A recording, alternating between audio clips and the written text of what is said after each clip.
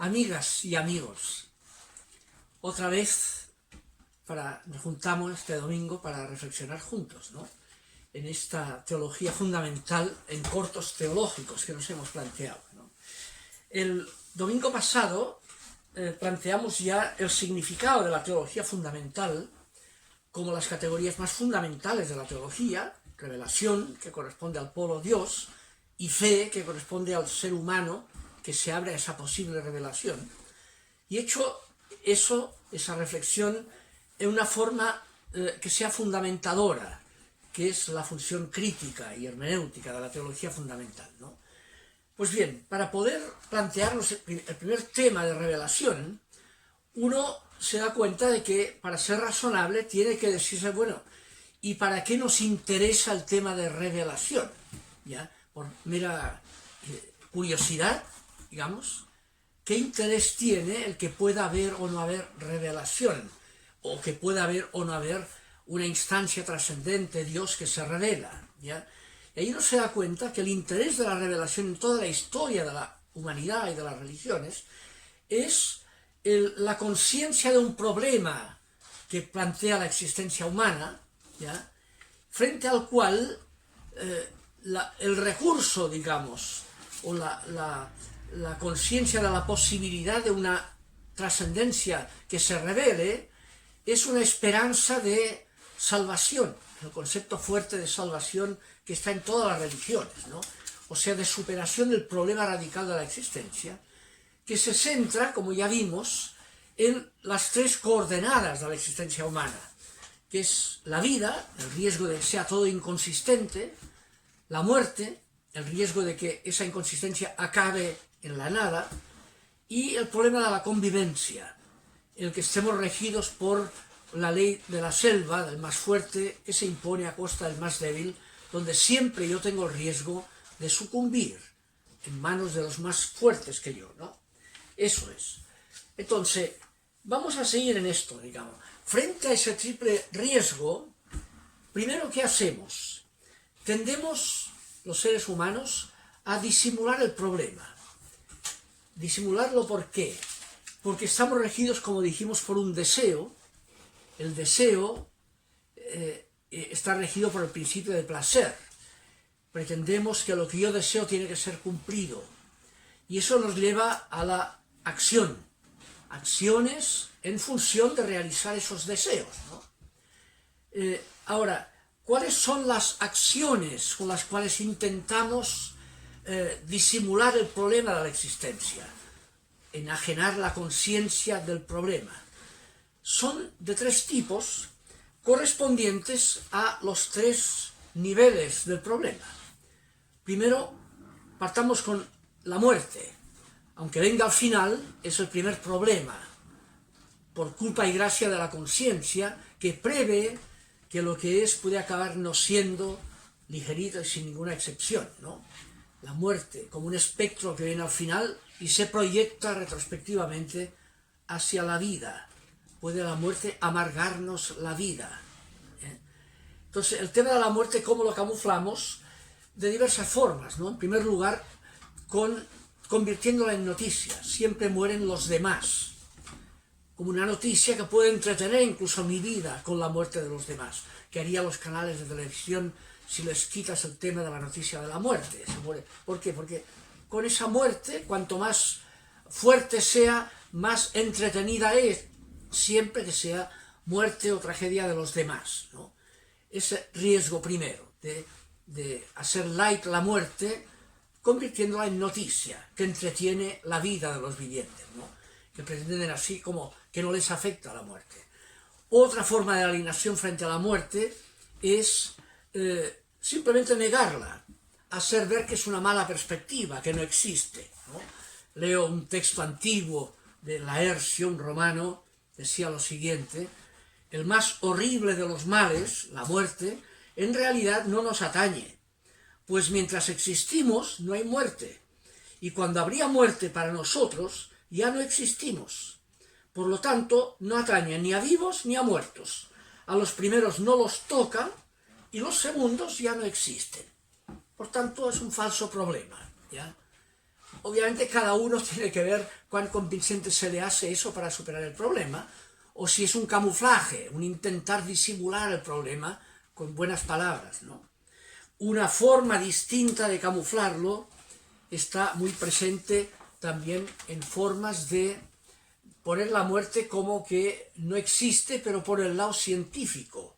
Por ejemplo, la obra sobre la muerte de un biólogo, ¿no?, que es Burnett, dirá: para quien tenga aún capacidad de asombro, puede resultar fascinante mirar por el microscopio uno de sus propios leucocitos. Puede verse el núcleo central redondeado y saber que en ese núcleo existen cadenas de ADN. Es literalmente cierto que las moléculas diseñadas por ese ADN proceden en una secuencia inmortal que no se ha roto nunca, desde hace millones y millones de años, del microorganismo único del cual el código genético universal tomó su forma definitiva. Por tanto, somos inmortales, digamos, mi ADN es inmortal, ¿ya? Pero ¿qué ocurre? Que, claro, yo no soy mi ADN, ¿no? Ya sabemos que cuando uno muera ligerito, lo que es el objeto de mi existencia será petróleo, ¿no? Pero claro, yo no soy eso que sobrevivirá a mi muerte. ¿Qué pasa con el yo? ¿Ya? Pero bueno, es otra forma de camuflaje, hacer ver que no existe, identificando como la inmortalidad de lo que es el ser mismo, que siempre sobrevive, nunca desaparece, cambia, pero no se aniquila, ¿no? Y respecto a la convivencia, son las formas de proyectos políticos con los cuales intentamos pretender que a la larga superaremos el problema de la convivencia, ¿no? Bien, son los tres temas. Ya vimos cómo el mito del Génesis de Adán lo plantea como un triple proyecto que se derrumba y queda el ser humano frente a la inconsistencia del vivir, ¿ya?, frente a la muerte y frente a la ley de la selva, la dificultad de convivir, que nadie se entiende con nadie, la dispersión de lenguas, el mito de la Torre de Babel, ¿no? Ahora, ¿qué ocurre? Ocurre que confundimos como una forma de camuflaje la angustia. La angustia es la conciencia del absurdo, de que todo lo que sea por nada, en definitiva, el riesgo de que todo quede aniquilado a la larga, haya sido lo que haya sido la existencia, ¿no? Es que prevemos que será así.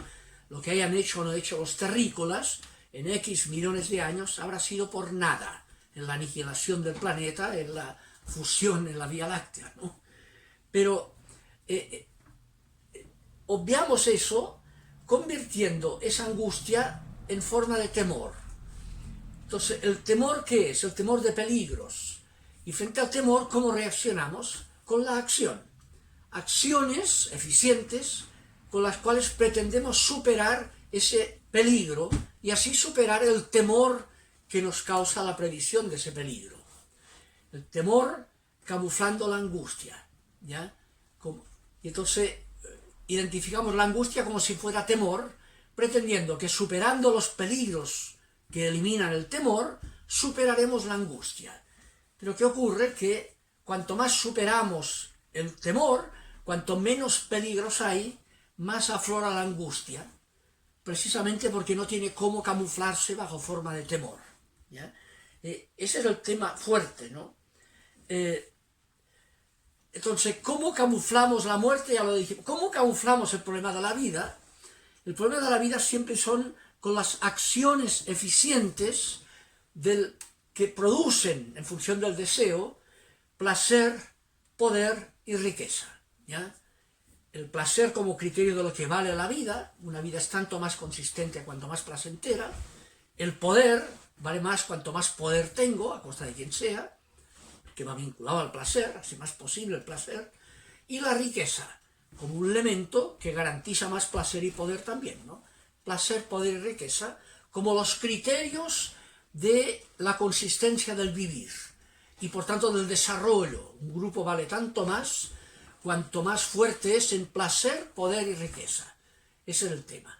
Y un grupo vale menos, es más subdesarrollado, cuanto menos acceso tiene al placer, al poder y a la riqueza. Los criterios de la consistencia del vivir, que camuflan que la angustia sigue igual, haya sido lo que haya sido el nivel de placer, poder y riqueza de cada uno. ¿Ya? Esas son las formas de camuflaje. Ahora, la modernidad, esos camuflajes, esas acciones de camuflaje, las ha elaborado en forma más aguda gracias a tener medios más eficientes producidos por la ciencia y la tecnología, ¿no? Entonces, con esos elementos más eficientes, proyectamos en la modernidad las tres grandes utopías modernas, ¿no? Las utopías, el futuro utópico como resultado de nuestra eficiencia, que corresponden a los tres problemas de la existencia. Frente al tema del problema de la muerte, surge la utopía de la nación o de la raza, ¿ya? Mientras tú pertenezcas a una nación o una raza inmortal, participas de la inmortalidad de esa patria o de esa raza, ¿no? La otra es la utopía del progreso, gracias a la ciencia y a la técnica. La vida será tanto más consistente cuanto más ciencia y tecnología tengamos, ¿no? Y tercero, las utopías sociales, socialismo y capitalismo, que resolverán a la larga el problema de la convivencia. Esas son las tres grandes utopías modernas, ¿no? Con las cuales pretendemos que nos autorresolveremos, ¿ya? Que no necesitamos acceso a una solución que no venga de nosotros mismos, esa autonomía propia de la acción humana, ¿no? Que marca el mito del Génesis que vimos, ¿no? La pretensión de ser autónomamente consistente, inmortal y armónico, sin problema de convivencia. Ese es el tema. El próximo día vamos a ver qué ocurrió al final de la modernidad, en el proceso final de lo que llamamos la posmodernidad, con esas grandes utopías, y vamos a ir ubicando ahí la temática hacia el significado del concepto de revelación. Nos veremos el próximo domingo. Que estén bien.